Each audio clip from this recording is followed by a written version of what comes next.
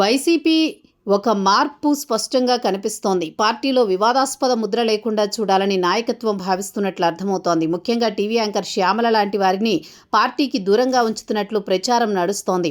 ఇటీవల ఆమె YCP party కార్యాలయానికి వచ్చి ప్రెస్ మీట్ పెట్టడం లేదు. అయితే పార్టీ ఆమెను గడప తొక్కనీయడం లేదన్న కామెంట్స్ పొలిటికల్ వర్గాల్లో వినిపిస్తున్నాయి.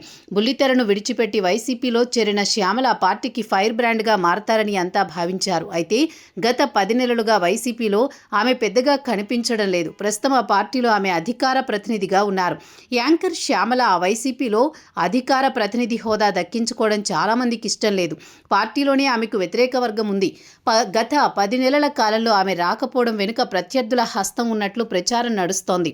అయితే ఇటీవల ఆమెను వైసీపీ పట్టించుకోలేదన్న విమర్శ బయటకు రావడంతో జాగ్రత్త పడ్డారు. తనపై జరుగుతున్న ప్రచారానికి కౌంటర్ ఇచ్చారు. అది పార్టీ కార్యాలయంలో ప్రెస్ మీట్ ద్వారా కాకుండా సోషల్ మీడియా ద్వారా చెప్పడం ఈ అనుమానాలకు మరింత బలం చేకూరుస్తోంది. ప్రధానంగా జగన్పై సుదీర్ఘమైన వీడియో పెట్టడం హాట్ టాపిక్ అవుతోంది. అంత విధేయత ప్రదర్శించాల్సిన అవసరం ఇప్పుడు శ్యామలకు ఏర్పడిందన్నమాట. అంటే తెర వెనుక చాలా జరిగిందని ఇట్టే అర్థమవుతోంది. వైసీపీలో నోరున్న నేతలది పెత్తనం. అక్కడ గుర్తింపు రావాలంటే గట్టిగా మాట్లాడాలి. అయితే యాంకర్ శ్యామలకు పార్టీతో పాటు అధినేత వద్ద ప్రాధాన్యత పెరుగుతుండడంతో కొంతమంది తట్టుకోలేకపోయారు.